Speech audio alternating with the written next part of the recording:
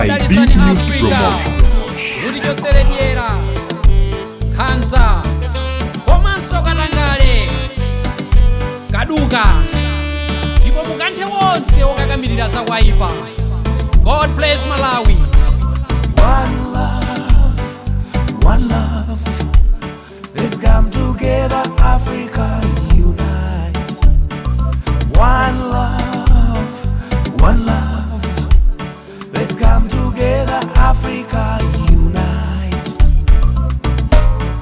Why crime is being committed every day in South Africa? They just on pause because of COVID-19. Xenophobia never stops, now and then is xenophobia. Where we hear the warning shot fired by number one. Lord God, which one should I believe here on earth? Because even our religious leaders, they are now full of lies and full of themselves.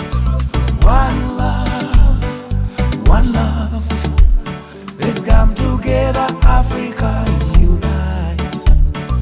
One love, one love. Let's come together, Africa unite. Pastor Alpha Lukao, the Congolese drunken master, claims have raised a man from the dead. Yes, in Congo, millions of people die just because of their natural resources. Instead of give them richness and power, it gives them endless war. Enough is enough. Why in Africa is where so many silly things are taking place? Let me mention the names of the longest-serving presidents here in Africa. Names like Yoweri Museveni of Uganda spent 34 years in office. Paul Kagame of Rwanda, the France agent, spent 22 years in office. Africa is the continent of young people. Look at the average age of our presidents here in Africa. It is about 63, 64 years old. We are the only continent in the world where we have president at 90 years old starting a new term.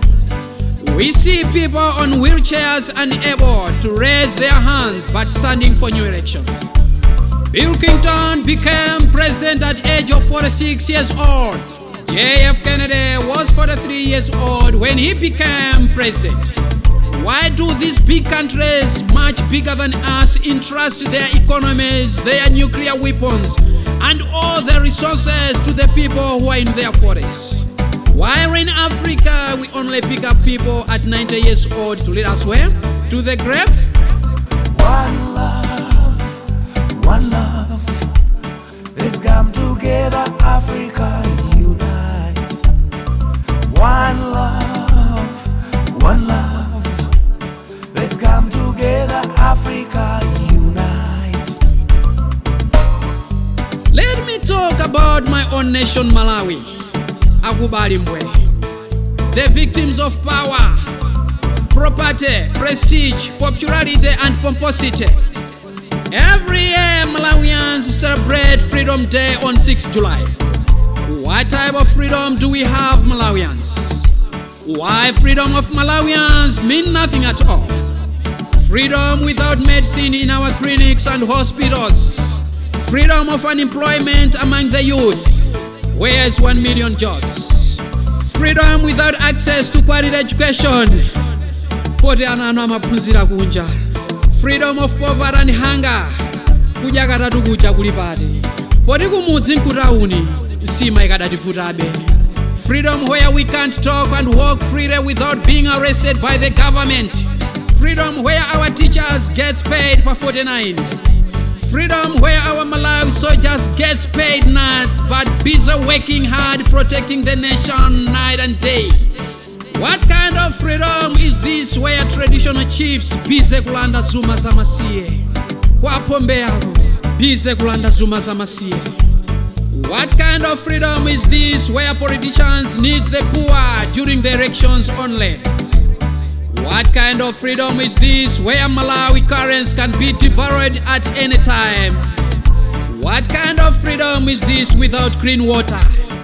What kind of freedom is this where MCA at Pombeya Power Substation store disclosed the amount of money from the poor?